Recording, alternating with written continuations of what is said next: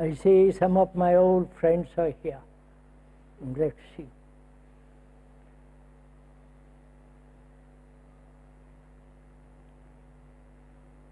And I'm sorry we're having bad weather.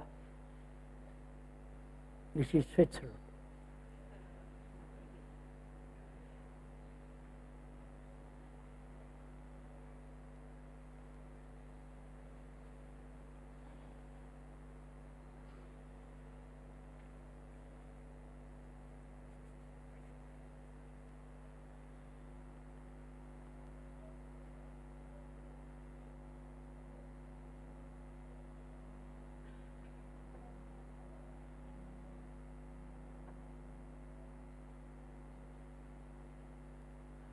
As we are going to have 6 or 7 talks, we should go into what I am going to say very carefully, in detail, covering the whole field of life. So please, those who have heard the speaker before, please be patient. Please have some kind of tolerance. If one may repeat, repetition has certain value, and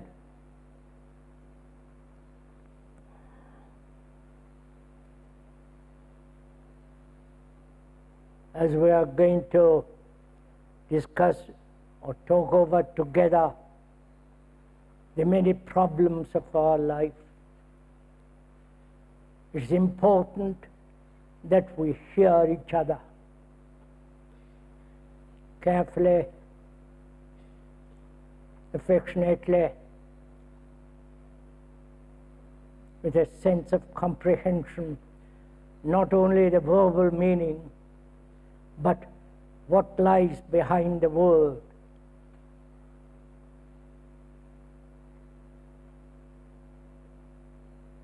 Good Lord, you're all here. So am I.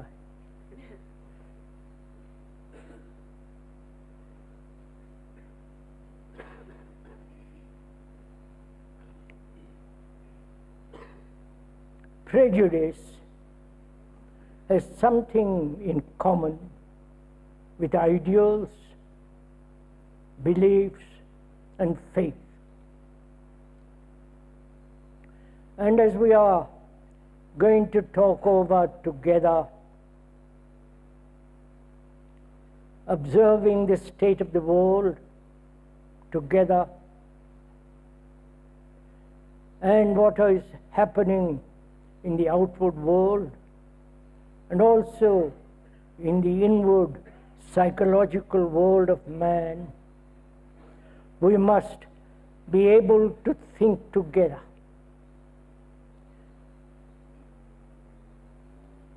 In thinking together, our prejudices, our ideals, and so on, prevent the capacity and the energy required to think together, to observe together, to examine together, to discover for ourselves what lies behind all this confusion, misery, terror, destruction, tremendous violence. To understand all this, not only the mere outward facts that are taking place, but also to understand the depth of all this,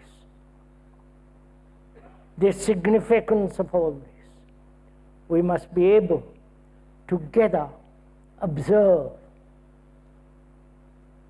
Not you observe in one way and the speaker another, but together observe the same thing And that observation, that examination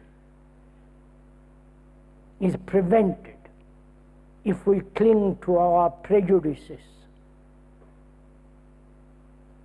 to our particular experience,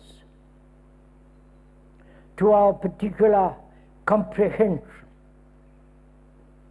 So if we are to think together, and the thinking together becomes tremendously important, because we have to face a world that is rapidly disintegrating, degenerating, where there is no sense of morality, nothing sacred in life, no one respects another, and to understand all this, not only superficially, casually, but to enter into the depth of it. What lies behind all this? Why, after all these millions and millions of years of evolution, why man, you and the whole world, whether it is east or west or north or south, why man has become like this? Violent, callous, destructive, facing wars, the atomic bomb, and all the technological world is becoming more and more evolving. And perhaps that technological improvement may be one of the factors why man has become like this. So please, together, let us think together. Not according to my way or your way, but the capacity to think. And thought is the common factor of all mankind. There is no Eastern thought or Western thought. There is only the capacity to think. Whether one is utterly poor or greatly sophisticated, living in an affluent society, whether he is a surgeon, a carpenter, a laborer in the field, or a great poet, thought is the common factor of all of us. We don't seem to realize that. Thought is the common factor that binds us all. You may think differently according to your capacity, to your energy, to your experience and knowledge. Another thinks according to his experience, to his knowledge, to his conditioning. So we're all caught in this network of thought.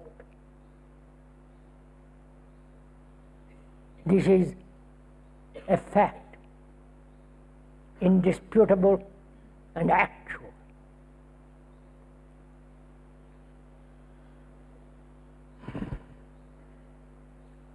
And to understand all the chaos in the world,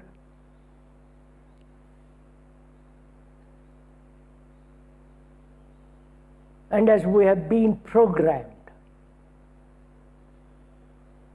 both biologically There is physically, programmed mentally, intellectually. One must be aware of this being programmed, like a computer. The computer is being programmed by the experts who program it according to what they want. The speaker has talked a great deal with the professionals, the computer builders.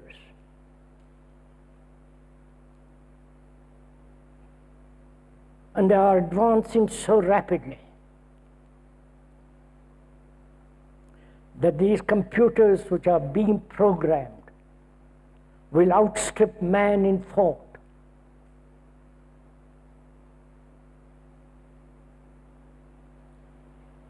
These computers learn. Please follow all this. If you want to find out more about it, you can discuss, read about them. These computers can learn, gather experience, and from that experience, learn, accumulate knowledge according to being programmed. So gradually,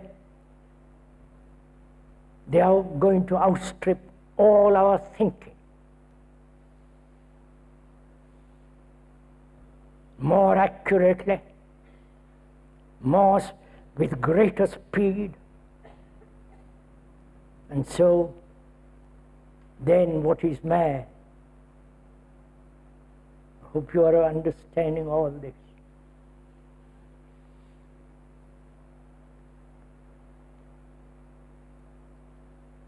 The computer experts, and some of them are so frightened when the computer can almost do anything that human being can do.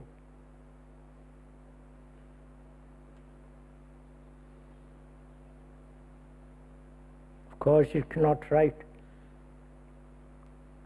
compose as Beethoven or as Keats and so on, but it will outstrip our thinking. So, we, human beings, have been programmed to be Catholics, to be Protestants, to be Italians, to be British, Swiss, and so on. For centuries we have been programmed to believe, to have faith, to follow certain rituals, certain dogmas. We've been programmed to be nationalists. We've been programmed to have wars. So our brain has become as the computer, and it is not so capable because its thought is limited, whereas the computer being also limited, but being able to think much more rapidly than human beings, it will outstrip us. So, these are facts. This is what actually is going on, especially in California, England, and so on.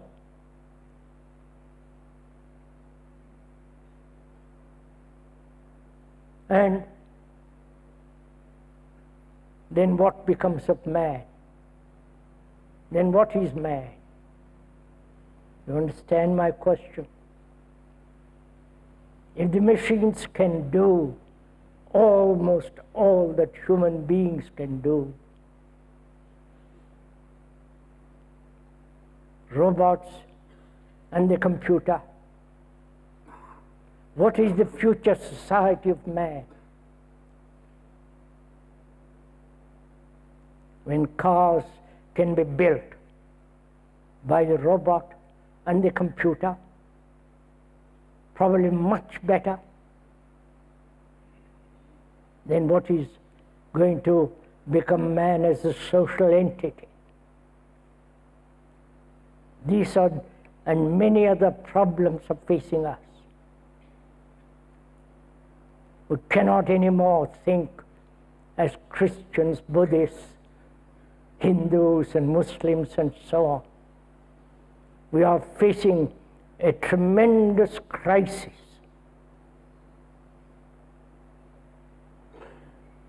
A crisis which the politicians can never solve, because they are programmed to think in a particular way.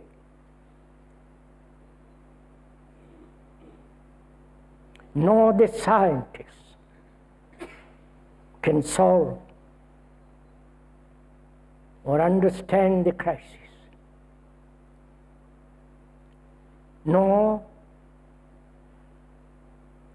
the business world, the world of money. So the crisis, the turning point is in our consciousness.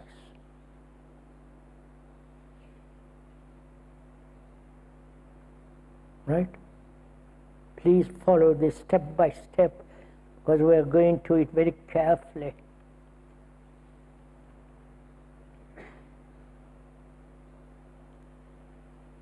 The turning point, the perceptive decision, the challenge, whatever word you may like to use, is not in politics, in religion, in the scientific world, but one has to understand the consciousness of mankind, which has brought us to this point.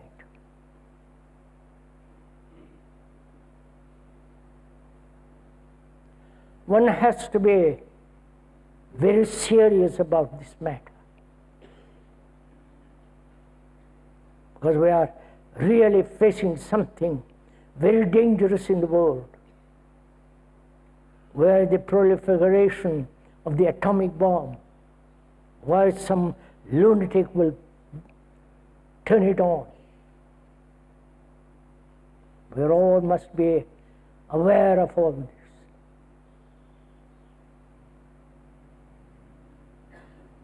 So unless one is very, very serious, not flippant, not casual, but is concerned with the whole of humanity, and to understand this human behavior, human thought that has brought us all to this point, we must be able very carefully, hesitantly, with great observation, understand together what is happening both out there and inwardly.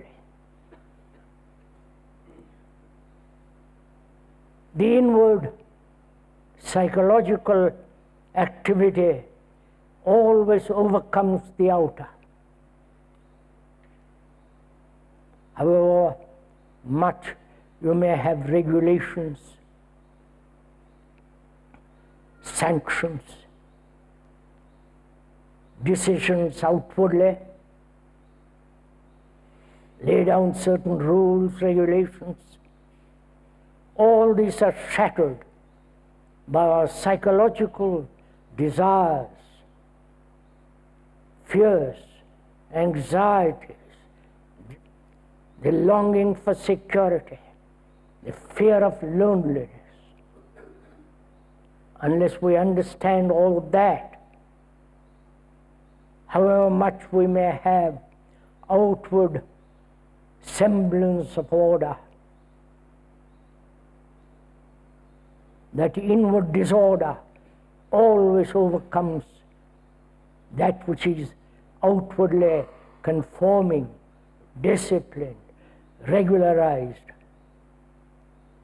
I hope we understand this clearly. One may have carefully constructed institutions, politically, religiously, economically, whatever the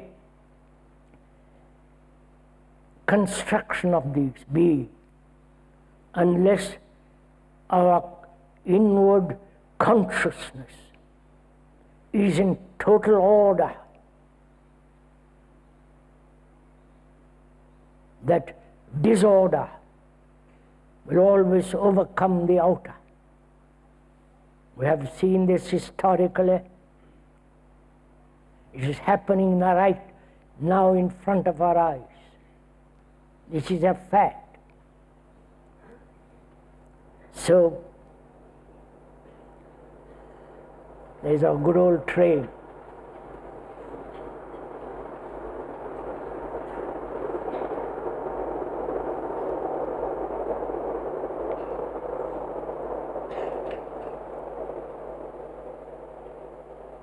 That train is as regular as we come here.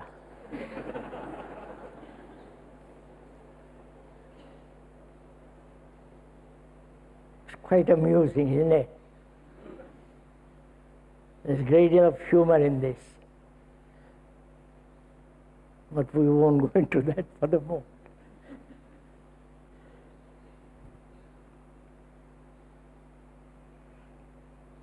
So please, be serious even for this hour. If you cannot be serious all the time, at least give your go into being serious while you are here.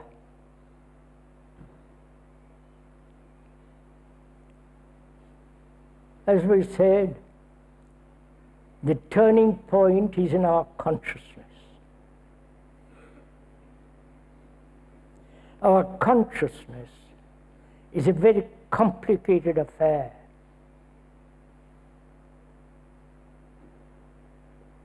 Volumes have been written about it, both in the East and in the West.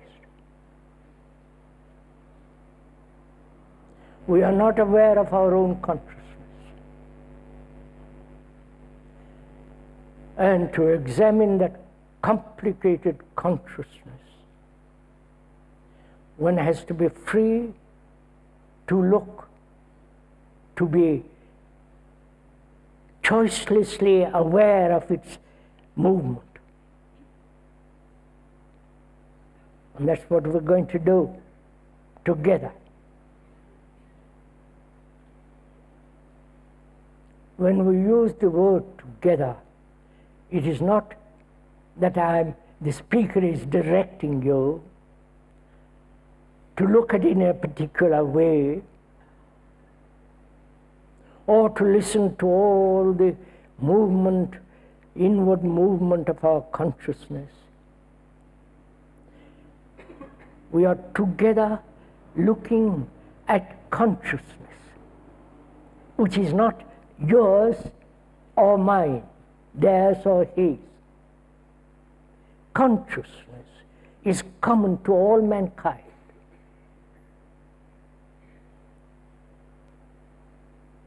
All mankind, whether they live in the Far East or Near East, West, or in the far west, that consciousness, with all its content, is common to all mankind.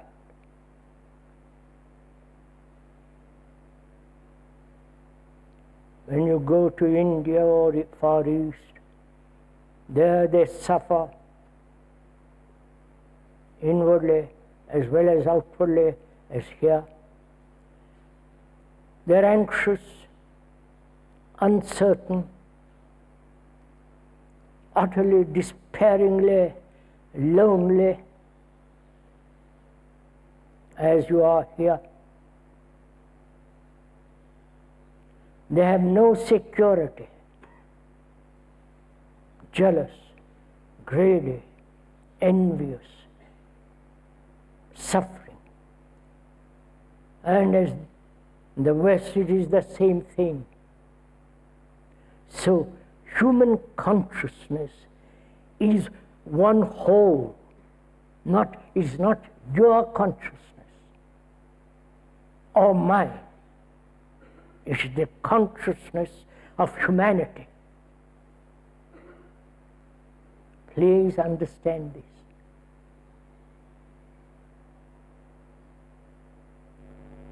It is logical, sane, rational. Because wherever you go, in whatever clime you live, whether you are affluent or degradingly poor, whether you believe in God or in Christ or some other entity, the belief, the faith is common to all mankind. The picture may vary. The image may be different. The symbol may be totally different from another. But that is common to all mankind. This is not a mere verbal statement. If you take it as a verbal statement, as an idea, as a concept, then you will not see the depth of it, the deep significance involved in this. The significance is that your consciousness is the consciousness of all humanity. Because you suffer, you're anxious, you're lonely,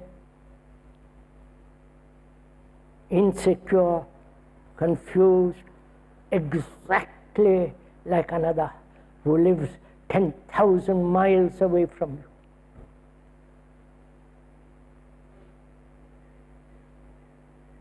The realization of it, the feeling of it, the feeling in your guts, if I may use that word, is totally different from mere verbal acceptance of that.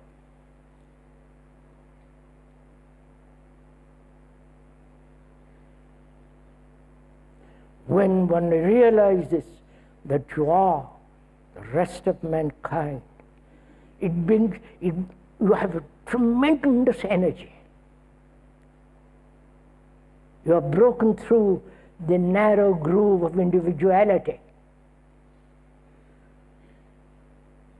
the narrow circle of me and you, they and we.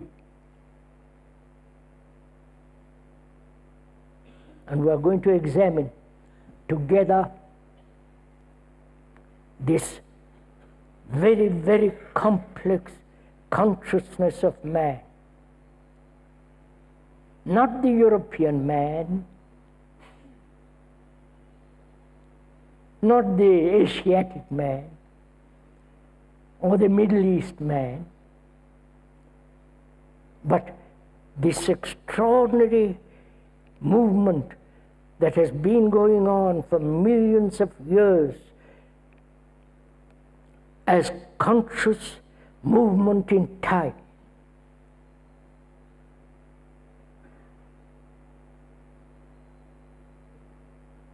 please,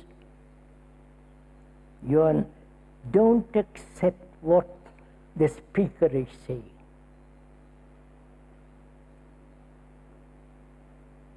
And then it'll have no meaning. But if you begin to doubt, you begin to question, be skeptical, to inquire, not hold on to your own particular belief, faith, experience, or the accumulated knowledge that you have been given, or that you have,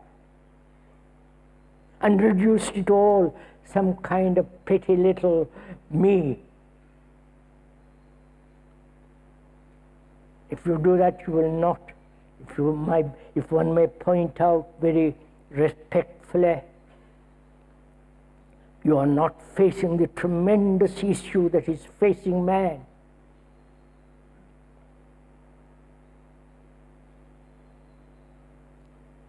So together, I mean together. You think one way, I think another. Together, as human beings, confronted with this tremendous danger of existence of whole of humanity. Because the atom bomb, the wars, whether it is in the Middle East or somewhere else, the terror that is spreading all over the world, the kidnapping, the killing, the brutality of it all.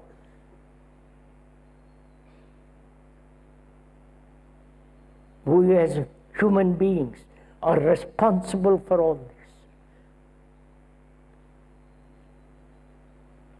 So we have to examine very closely and carefully the state of consciousness. We understand the meaning of that word, to be conscious, to be aware, to recognize, to see what our actual consciousness is.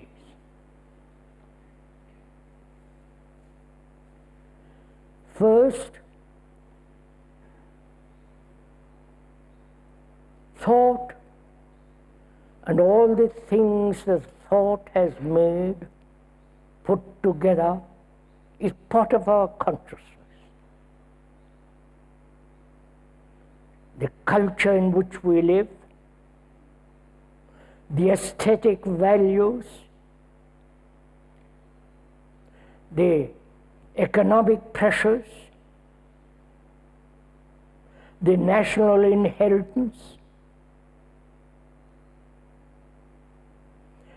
If you are a surgeon, a carpenter, specialize in a particular profession, that group consciousness is part of your consciousness. Right? You understand all what we are saying? Are we making it difficult? We are not scholars. At least the speaker is not. We are dealing with human existence with all its complexities.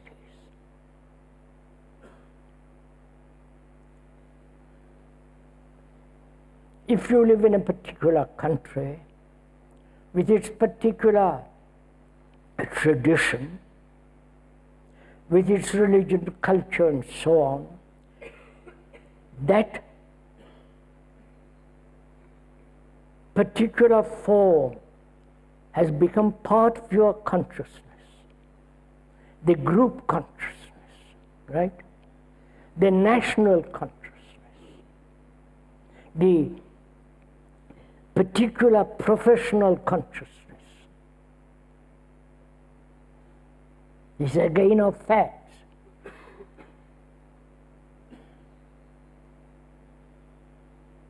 If you are a carpenter,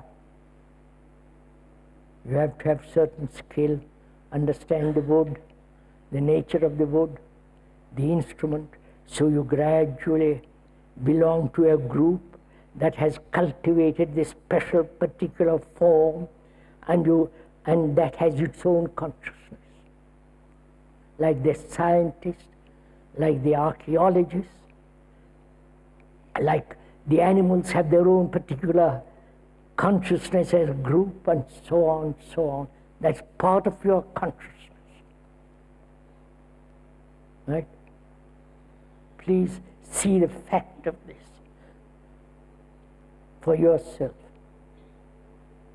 If you are a housewife, you have your own particular consciousness.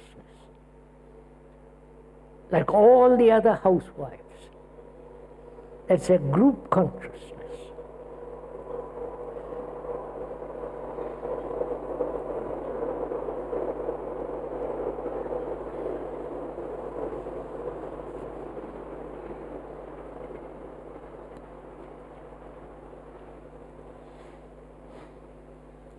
Permissiveness has spread throughout the world. It began in the West, far West, and has spread right through the world. That is a group conscious movement. Right? See the significance of it. Please understand, go into it for yourself, see what is involved in it. They are discovering scientifically that certain animals have been, they are experimenting with certain animals, say in England and say in Australia, and those animals learn much quicker. Yeah, because one set of animals like rats have learned after 20 generations certain action, and the 25th or 28th learn much more rapidly. And in Australia, these rats have learned much quicker without going through all the experiments. You understand all this? So, it is not a genetic transformation, genetically evolving, but there is the group consciousness that is operating. You understand this? I hope you understand this.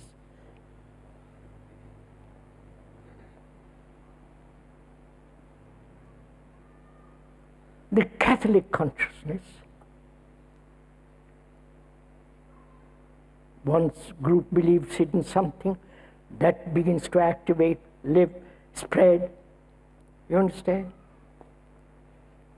So our consciousness is not only a group, national, economic consciousness, a professional consciousness, but also much deeper consciousness, which is our fears. Man has lived with fear for generation after generation, with pleasure, with envy, with all the travail of loneliness, with depression, confusion. Watch it in yourself as we are talking. And with great sorrow, with what he calls love. and the everlasting fear of death. This is his consciousness. Not only the professional, the group, the national, but the rest of it, which is common to all mankind. Do you realize what it means? That you are no longer, please don't resist it, look at it. You are no longer an individual. It's very hard to accept, because we have been programmed like the computer to think we are individuals. We have been programmed religiously to think that we have souls separate from all the others.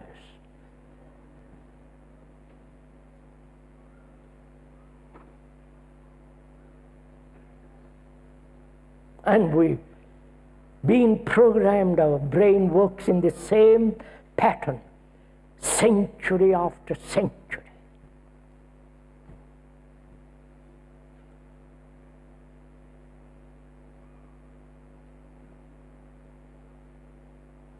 So if one understands the nature of our consciousness, the particular endeavor, the me that suffers, that has become something global.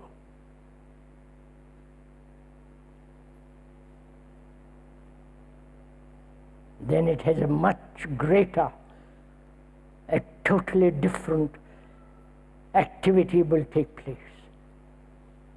That is the crisis we are in.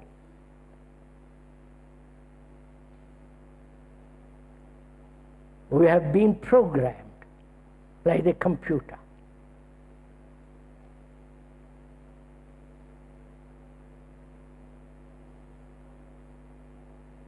Like a computer, being programmed, we can learn,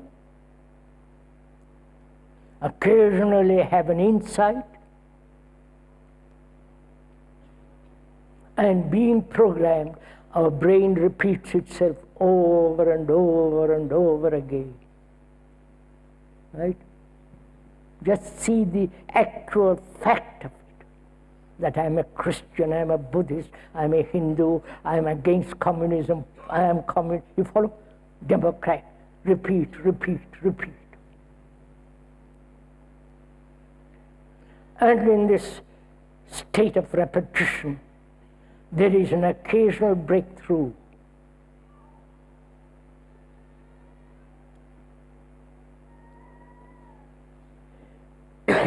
So, how shall a human being who is actually the rest of mankind, how shall he face this crisis, this turning point? How will you, as a human being who has evolved through millennia upon millennia, thinking as an individual, which is actually, if you observe, you are not an individual, it's an illusion.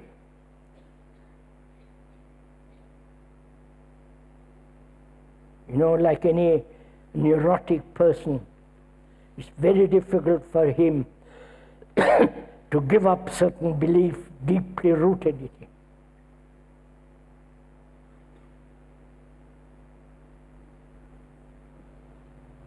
So, are we prepared as human beings to face a turning point, see what actually is, and that very perception is the decision to move totally in another direction?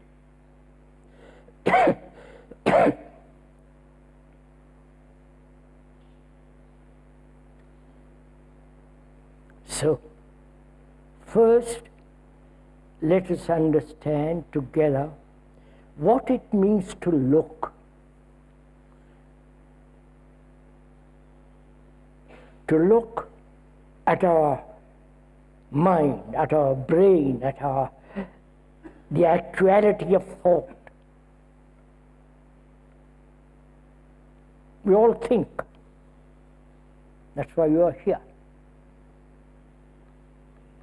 We all think, and thought expresses itself in words, and those words are means to communicate. Either through a gesture, through a look, through some bodily movement, to express what you are thinking, briefly. Or through the usage of words, the words being common to each one of us, we understand through those words the significance of what is being said.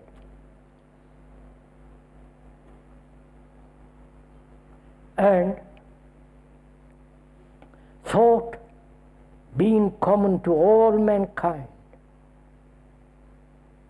is the most extraordinary thing if you discover that. Then you say it's not your thought. It is thought.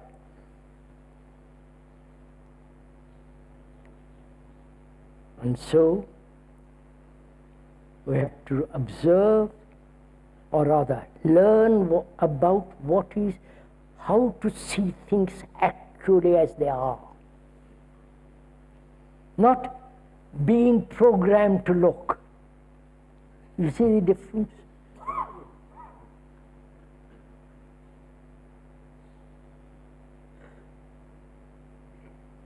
Can we be free of being programmed and look?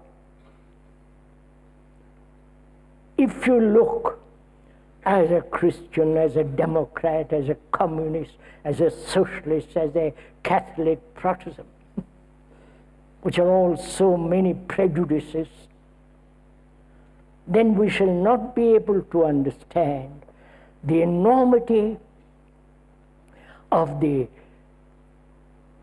danger, the crisis that we are facing. If you belong to a certain group or follow a certain guru, and I hope none of you do, forgive me if I say that, or committed to a certain form of action, then you will be incapable, because you have been programmed, then you'll be incapable of looking at things actually as they are.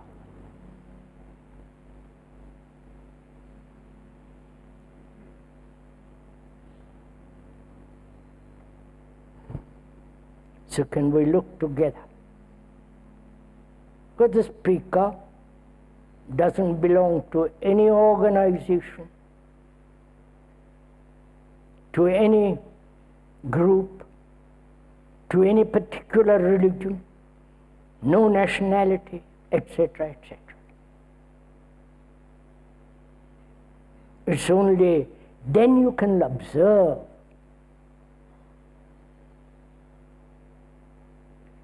If you have learnt a great deal, accumulated a great deal of knowledge from books, from experience, and so on, your mind has already been filled. Your brain is crowded with your experience, with your particular tendency, and so on, which is all that is going to prevent you from looking.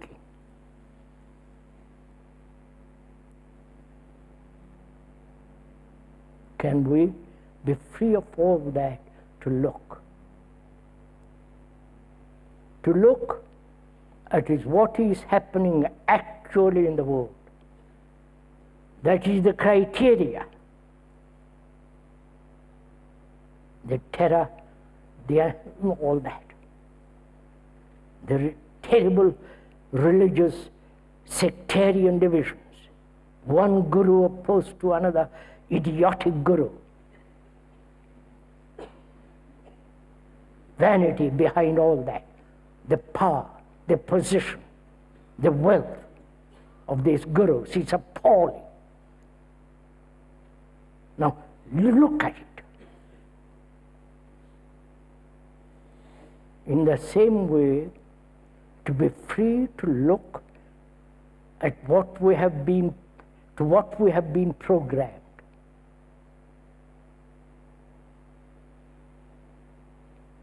If you are an engineer, you have spent years and years and years learning all the implications of being an engineer. That's part of your consciousness. If you have followed a certain guru, that's part of your consciousness. That's part of your being programmed as a Catholic, and so on, so on, so on. Can you look at yourself not as a separate human being, but a human being that is actually the rest of mankind? To have such a feeling means that you have tremendous love for human beings.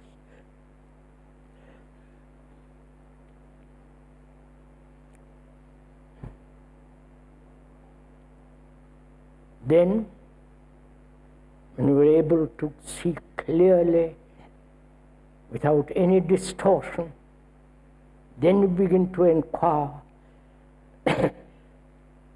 the nature of consciousness, not only the professional and all the rest of the group, but also much deeper layers of consciousness.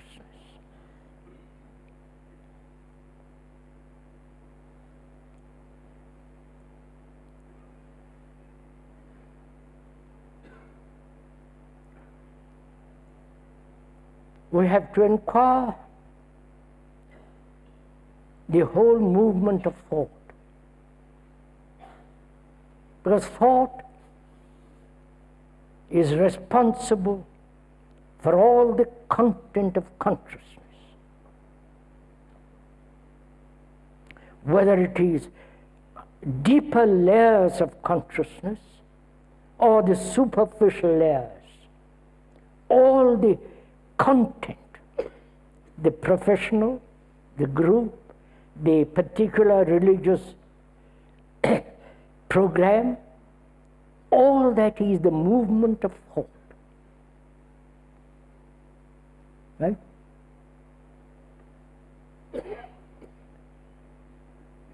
If you had no thought, there would be no fear, no sense of pleasure, no time, no thought is responsible.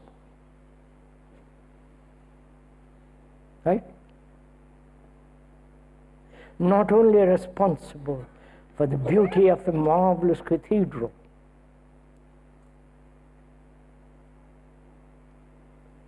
thought is also responsible for all the nonsense that is inside the cathedral.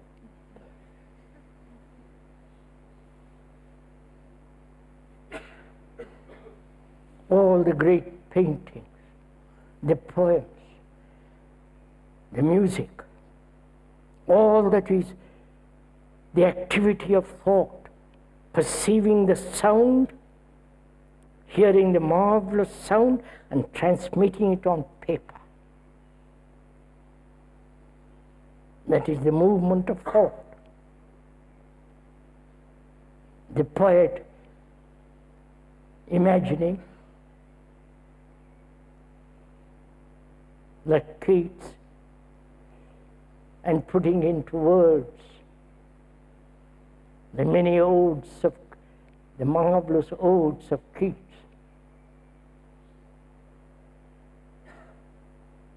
And thought is responsible for all the gods in the world, all the saviors, all the gurus and all the obedience following. The whole works is the result of thought, which may be turned into pleasure, gratification, escape from loneliness, and all that.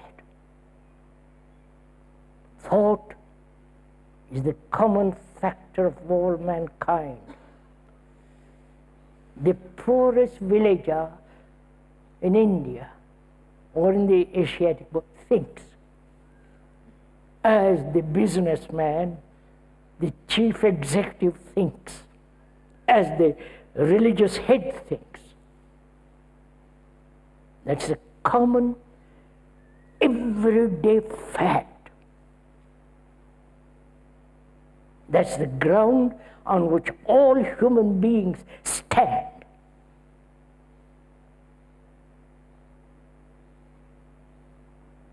You cannot escape from that. And we have to find out whether thought not only has brought about great things in the world, like surgery, communication, satellites, what technologically it has done in the world. And also thought has been responsible for the division of man.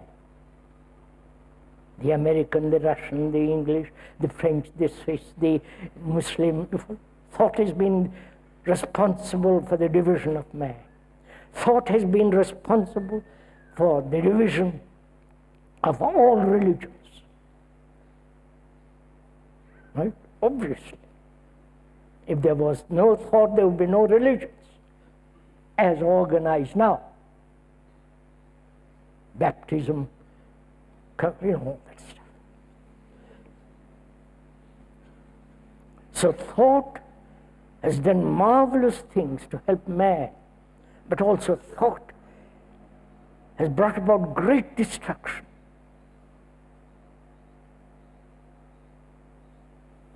Terror in the world.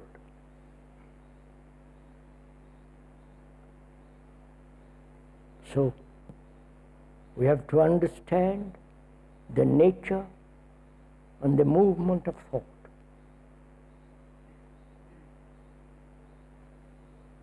Why you think in a certain way, why you cling to certain forms of thought, why you hold on to certain experience. Why? Thought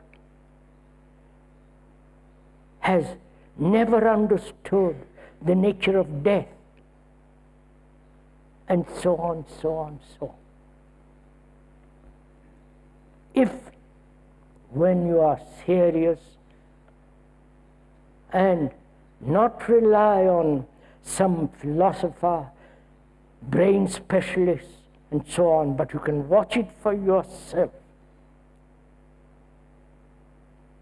which is why thought, which has done extraordinary things to help man, and also why thought at the same time bringing about such degradation, degeneration, destruction. Right?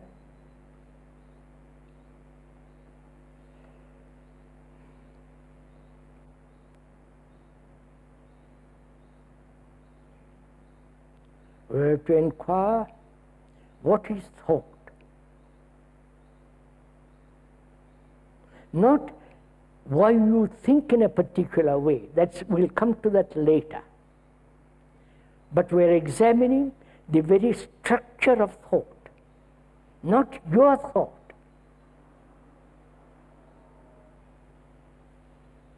because it's very obvious what your thought is, because you have been programmed. As an engineer, as a poet, as a scientist, as a housewife, as a scholar, as a religious man, a guru, you've been trained.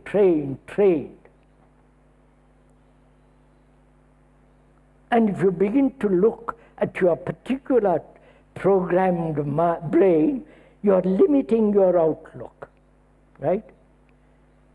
But if you inquire seriously into what is thinking, then you enter into quite a different dimension. Not the dimension of your particular little problem, which we'll come to a little later. But first, you must understand the tremendous movement of thought, the nature of thinking. Not as a philosopher, not as a religious man, not as a particular profession or a housewife, this or that, but the enormous vitality of thinking, right? Is this clear? Ben?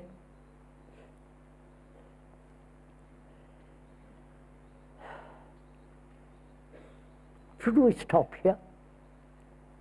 It's 11:30. Can you tolerate more?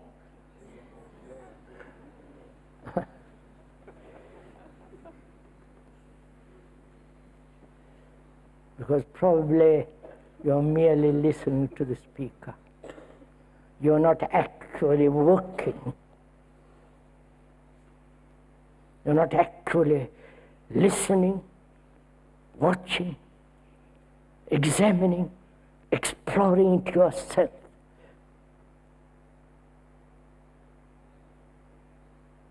Because we are again programmed to listen to somebody. Please, there is no teacher and the taught. There is no prophet and the disciple. There is no guru and his follower. The one who knows and the one who does not know. But only a human being in travail. It's only the man who is stepped out of all this, he knows what is truth. We'll come to that much later. So, since it's 11:30, shall we go on with it?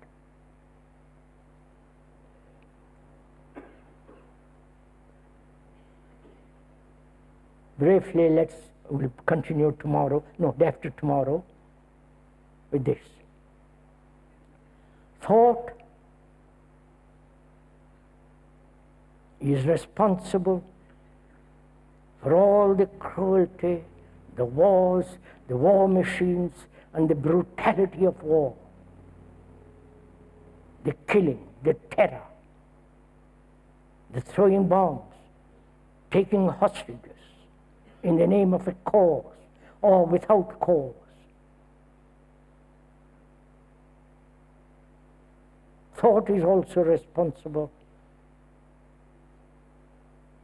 for the cathedrals, the beauty of their structure, the lovely poems. It is also responsible for all that. Thought is also responsible for all the technological development, the computer with its extraordinary capacity to learn and go beyond man. Thought. So we have to inquire into thought. What is thinking?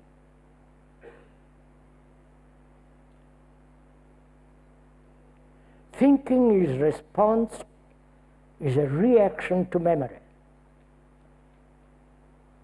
Right? If you had no memory, you wouldn't be able to think. Memory is stored in the brain as knowledge which has come through experience. Listen carefully to this. This is how our brain operates. The speaker is not brain expert, thank God. Not a neurological expert, but you can watch it, how you act for yourself without going to any professor, without any psychologist and so on. You can watch the operation of your own brain. It's the first experience. That experience may have been from the beginning of man, which we have inherited. That experience gives knowledge. Then that knowledge is stored up in the brain. From knowledge, there is memory. And that memory, from that memory, thought. From thinking, you act, right? So, from that action, you learn more. So you repeat the cycle. You understand? Experience, knowledge, memory, thought, action. From that action, learn more and repeat. You follow this? Right? So this is being programmed. Right? We are always doing this. Having remembered pain, future to avoid pain, and not do the thing that will cause pain, which becomes knowledge, repeat that. Sexual pleasure, repeat that.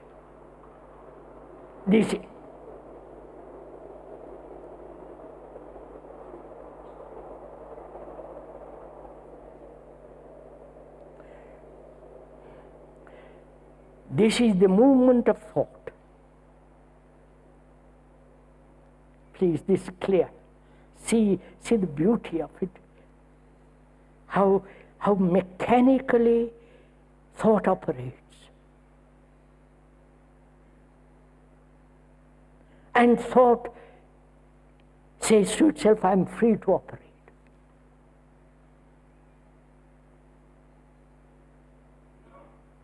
Which thought it is never free, because it's based on knowledge. And knowledge is always limited, obviously. Right? Just watch it, please, carefully watch it. Knowledge must be always limited, because knowledge is part of time. Right? I will learn more. And to learn more, I must have time. Right? I do not know Russian, but I will learn Russian. It will take me 6 months or a year, whatever time. So knowledge is the movement of time. Right? Right? And so time, knowledge, and thought, and action. In this cycle, we live.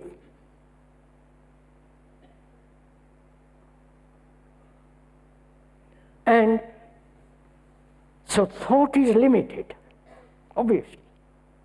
So whatever action that thought does must be limited. And any form of limitation of thought must create conflict. Right? anything that is limited must be divisible. Right? And we understand common sense. That is, if I say I'm a Hindu, an Indian, that's limited. And that limitation brings about not only corruption but conflict. Because you say I'm a Christian, I'm a Buddhist, I'm this, which is limitation. So there is conflict between us. You understand? Do you understand? Yes? So, whatever is limited, and thought is always limited, because knowledge and ignorance always go together. Right? And thought is the child of knowledge, and therefore it's limited. And whatever its action is, that action must be limited, therefore it must bring conflict.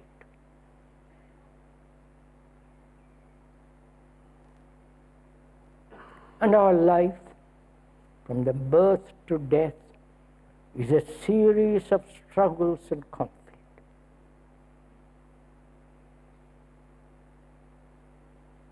And we're always trying to escape from that conflict, which again becomes another conflict. So we live and die in this perpetual, endless conflict.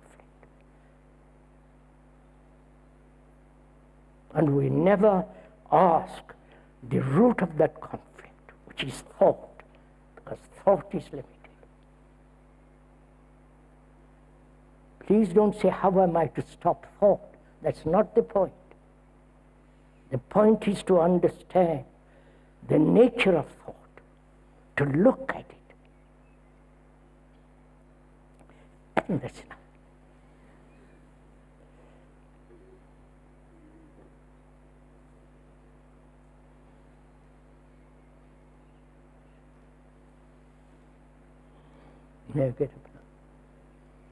Dopodomani, day after tomorrow.